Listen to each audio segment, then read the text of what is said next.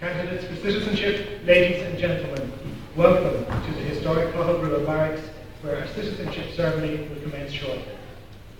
Before I describe the format of the ceremony, I would just like to make you aware that should evacuation become necessary, fire exits are located on your left, on your right, and also at the rear of the hall. The toilet facilities are located through the doors on your right in the middle of the hall. The ceremony itself will take approximately 25 minutes.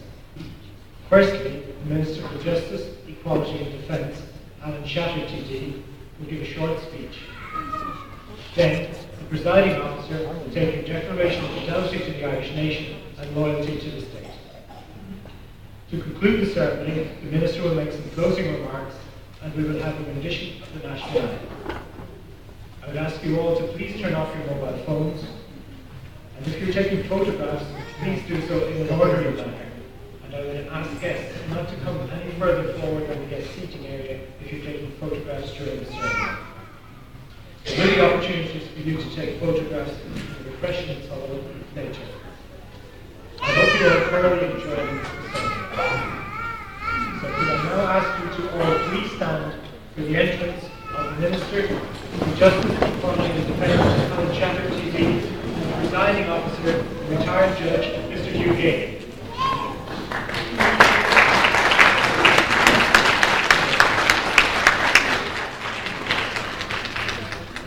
Please be seated.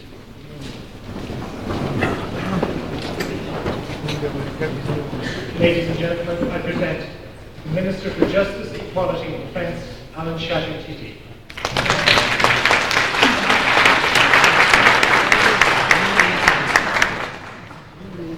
Ladies and gentlemen, and children, you're very welcome in Cathal Barracks on this very, very special occasion. The granting of citizenship to a person who has come to our country from a foreign land is quite clearly a major event in his or her life. It's a time of celebration, a rite of passage, and a moment for all of you to cherish. It's also a solemn event for this state to grant someone citizenship. As Minister for Justice and Equality, I am in law given the duty of deciding who should be awarded the privilege of Irish citizenship. In doing so, I have to carefully apply our citizenship laws enacted by our Parliament and consider the individual circumstances of each applicant. I take that duty very seriously, as I'm acting on behalf of all Irish people in deciding who should be granted the privilege of Irish citizenship. We do not award citizenship lightly, and it's right that the granting of citizenship is marked by a sense of occasion that underlines its importance to you, the person receiving it, and to us who, on behalf of the people of Ireland, grant citizenship to you. You have come to our country, and you've chosen to live amongst us. Today, we welcome you to our nation as its newest citizens, and we hope that you will continue to contribute to our communities, to our and your neighbourhoods, and to our society. As a people, we've been enriched by your presence here, and in making you citizens of our ancient and proud land, we are acknowledging the contribution made by you so far. Our ceremony today is greatly enhanced by the presence of Judge Hugh Gagan, a recently retired member of our Supreme Court. He lends great dignity to the proceedings in his role as presiding officer, and his presence signifies in a very public way the importance of today's occasion. I want to thank him most sincerely for taking on this task, and thank him also on your behalf, and I'd ask you to give him a round of applause.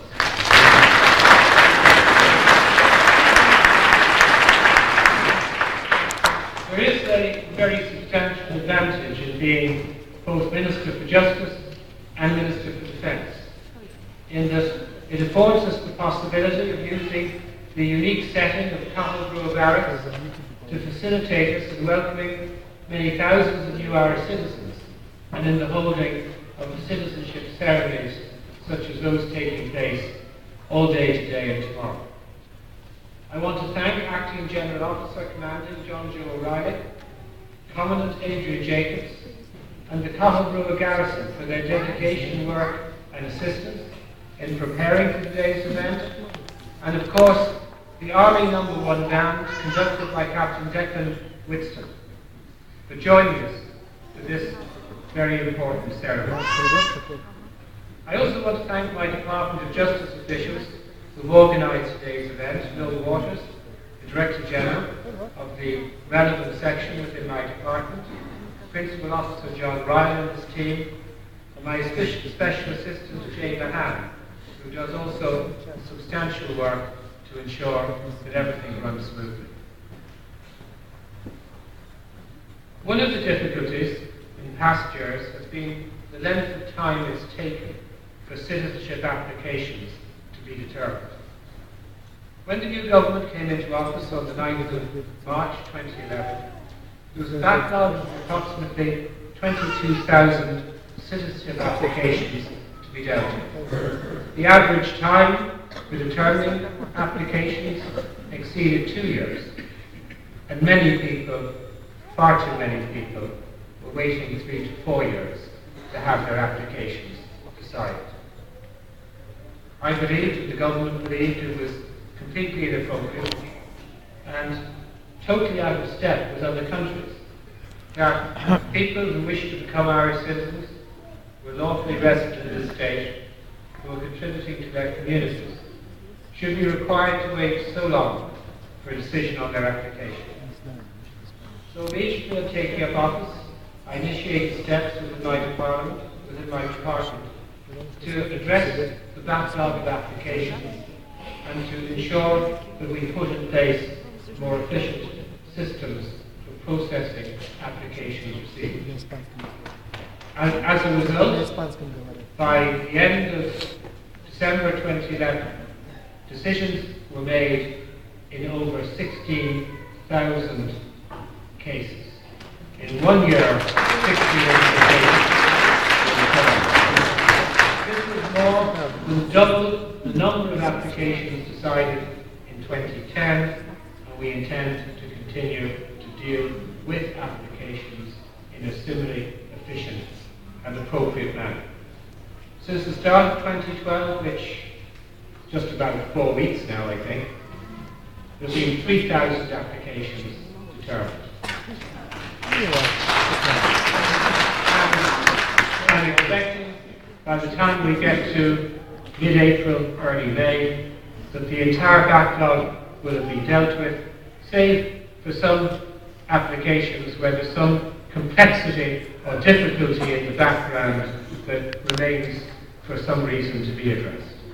We hope to be in a position where the majority of applications will thereafter be determined within a maximum period of 6 months, having received the application.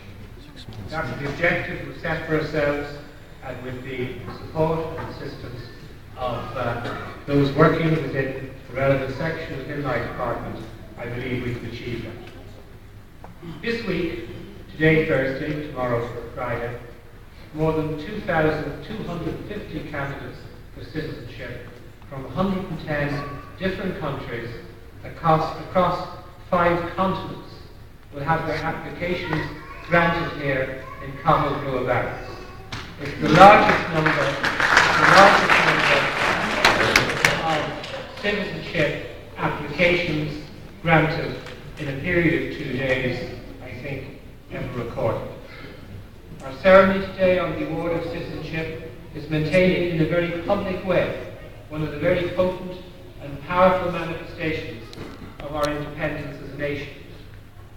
The history of this state is now your history, and the narrative of your lives, those of you becoming citizens today, becomes part of our history.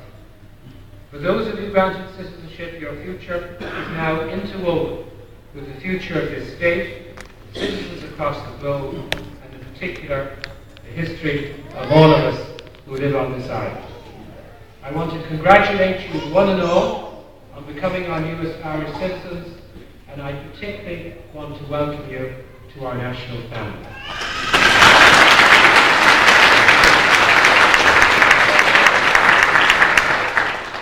Just as today is a special day for all of you, it's a special day also for all of us.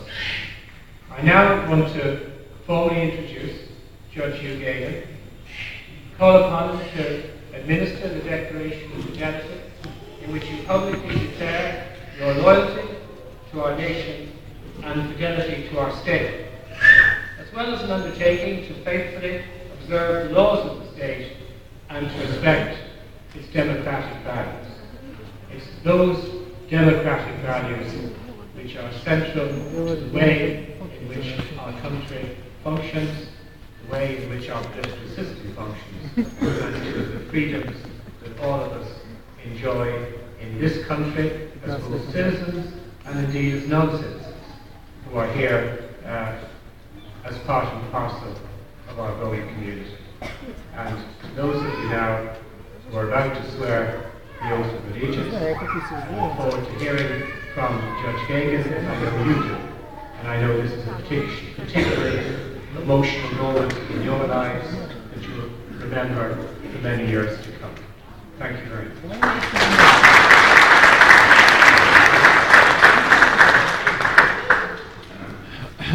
Well, I'd like to start off by thanking the Minister for his kind remarks and thank you for your welcome today. For me, it's only a privilege to come here to swear you all in, because I think it's absolutely marvelous that we have so many nationalities here wanting to be Irish citizens, and we're proud that you do want to be, you do want to be Irish citizens. Now, the way the swearing in will work is that I will first of all call out.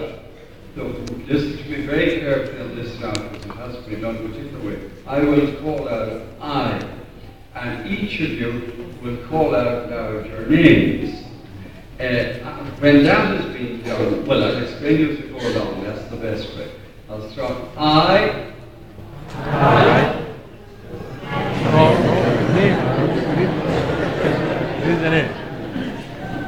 Now, I'll now say all. And I want to hear you all giving your addresses out loud. All.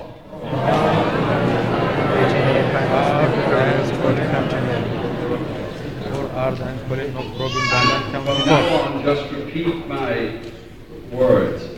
Having applied to the Minister for Justice and Equality.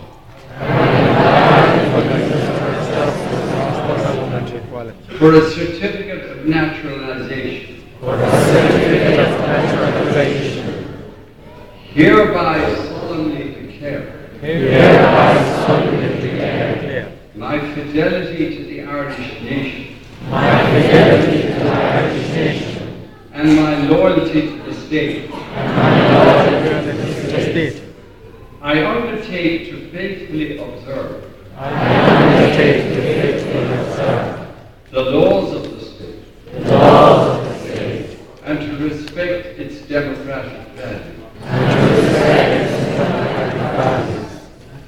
I now see at the end of my sheet, you may now sit. I forgot to say to stand up.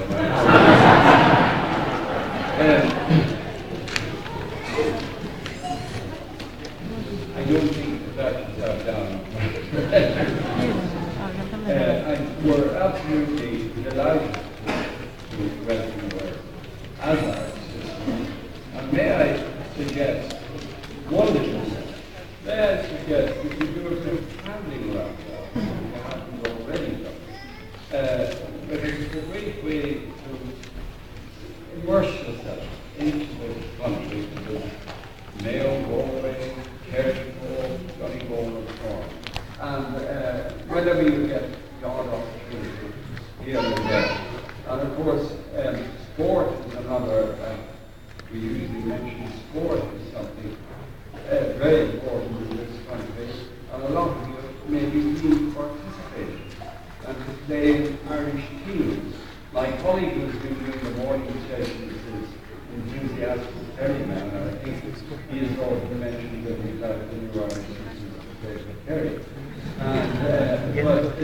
or wherever you play for, it will be again another asset in helping you to immerse yourself in the Irish state. And it doesn't mean that you can't be supported in your own recreation, your own feelings that are here, playing in some international games, that's special from that. So I hope you are all happy as you all look happy now, and I hope you remain like that for the rest of your days remaining in Ireland. Thank you very much. Thank you.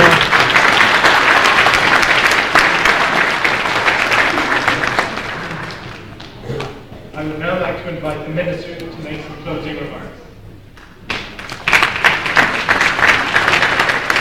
I think, seeing as how those of you who have just been sworn in as Irish citizens weren't asked yet to stand up, I'm going to ask you to stand up.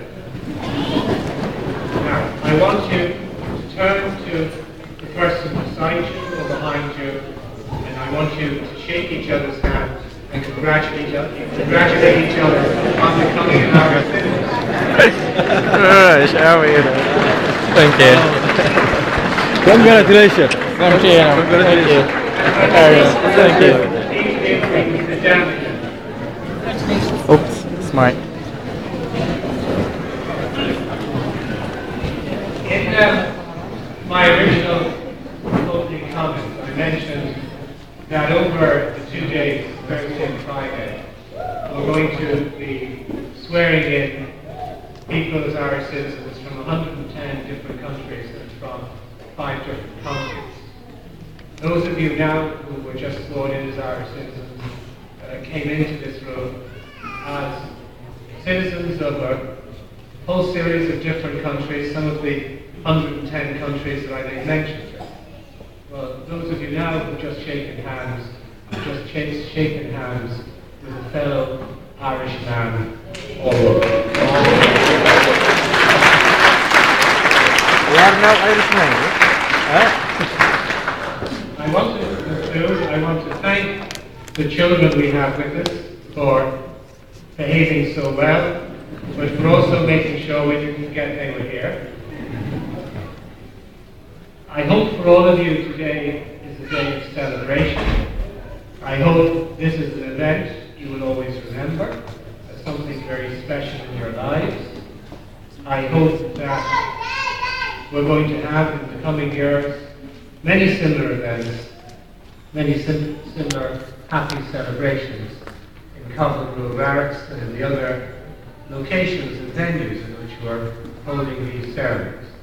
For your information, since the first ceremony that occurred in Dublin Castle in June of 2011, this is our 33rd citizenship ceremony, which is a lot of ceremonies over a period of approximately, if I do my math right, about 7 months.